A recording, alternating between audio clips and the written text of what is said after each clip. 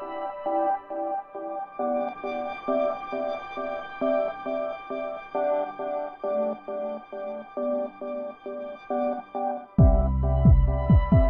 Hello नमस्कार. पुन्हा एकदा सर्वांचं मनपूर्वक स्वागत आपल्या नवीन एका व्लॉगमध्ये. बरेच दिवस झालं डोळ्याचा नंबर चेक केलेला नाही आहे, त्यामुळं मी डोळ्याचा नंबर चेक करण्यासाठी डोळ्याच्या दवाखान्यात जाणार आहे. आई घरात नाही, त्यामुळे अन्वी एकटीच आहे घरात, त्यामुळे मी आई आल्यानंतर जाणार आहे डोळे दाखवायला. जर तिथलं शूट करायला जमलं तर मी शूट करेन, नाहीतर डायरेक्ट घरात आल्यानंतरच तुम्हाला भेटेन. चला तर मग मी डोळे दाखवून येते. त्यासाठी डोळ्याच्या दवाखान्यात जायचं आहे. आई पण आलेली आहे आत्ता, त्यामुळे मी दवाखान्यात जाते डोळे चेक करायला. भेटते जमलं तर तिथलं शूट करीन, नाहीतर डायरेक्ट डोळे चेक करून आल्यानंतरच तुम्हाला भेटेल. चला तर मग माझं आवरले जाते, मी डोळे चेक करून येते. आता मी आलेले आहे डोळे दाखवायला डोळ्याच्या दवाखान्यात. इथं सर्वप्रथम ते वहीवर नाव लिहून घेतात, मग एक कार्ड देतात आपल्याला. आधी एक नंबर आहे या मॅडमचा, नंतर माझा नंबर आहे. या मॅडमला पण कार्ड दिलं आणि मला पण कार्ड दिलेलं आहे. आणि चष्मा चेक केलेला आहे. इथं कोपऱ्याला जे मशीन दिसत आहे त्याच्यावर चष्मा चेक केलेला आहे. चष्म्याचा नंबर चेक केलेला आहे. ह्या एक मॅडम आलेली आहे तिथं. ह्या मॅडमला हे समजून सांगतायत डोळ्याचा चष्मा नंबरबद्दल, कसा घ्यायचा कसा नाही ते.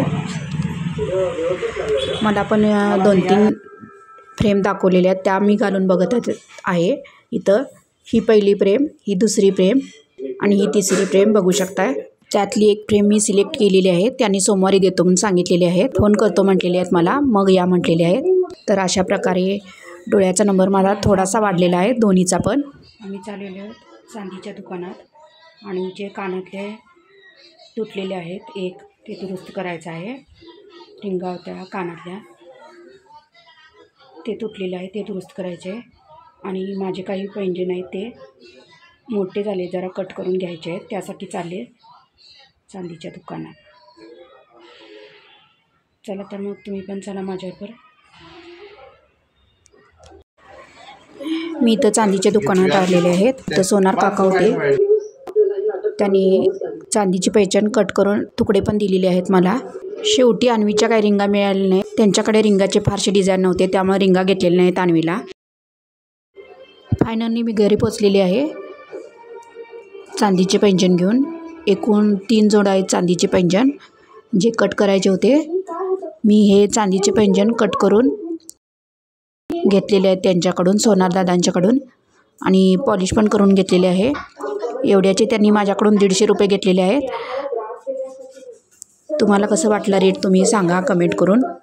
बघू शकता इथं जवळून दाखवते मी पैंजण. असं डिझाईन आहे पैंजणचं. या तुम्हाला जवळून दाखवते म्हणजे कळेल. आज माझं पैंजण कलेक्शन दाखवते तुम्हाला जवळून अगदी. हे बघा, हे पैंजण आहे माझं, जे कट करायला दिलं होतं, जास्त मोठं होतं तो म्हणून. असं साखळीचं आहे, बघू शकता. हे अशी साखळी आहे, असं डिझाईन आहे. इथं घुंगरू आहे आणि इथे घुंगरू आहे.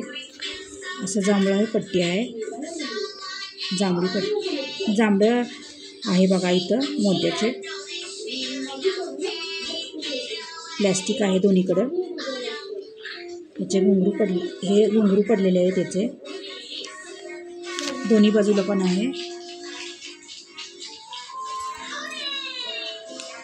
इकडचं पडलं आहे एक बाजूचं, असं दोन्ही बाजूला होतं. एका बाजूचं पडलेलं आहे इथं बघू शकताय, ह्याचं पडलेलं आहे. दोन्ही बाजूला छान अशा घुंगराच्या पट्ट्या होत्या. असं नाजूक सुंदर डिझाईन आहे, बघू शकताय. असं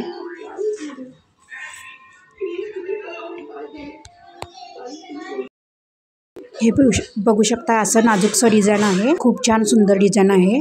मला आठवत नाही आहे कुठल्या दुकानातनं घेतलं होतं, पण मला डिझाईन आवडलं म्हणून घेतलं होतं. खूप छान सुंदर डिझाईन आहे, एकदम नाजूक आहे. हे आहे पहिलं डिझाईन. आता दाखवते पुढं दुसरं डिझाईन, तिसरं डिझाईन. या तिन्ही डिझाईनपैकी तुम्हाला कुठलं डिझाईन आवडते ते सांगा तुम्ही कमेंट करून.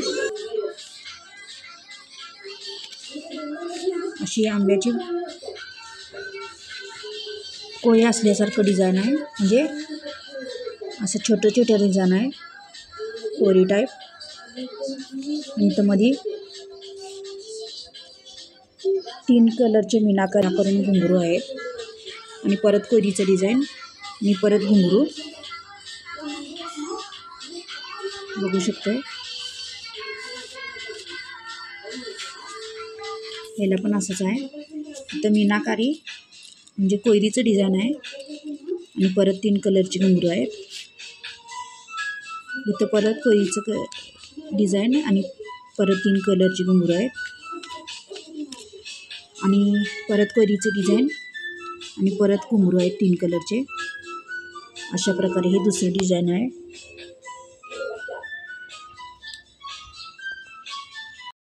बघू शकता हे असं हे दुसरं पैंजणचं डिझाईन.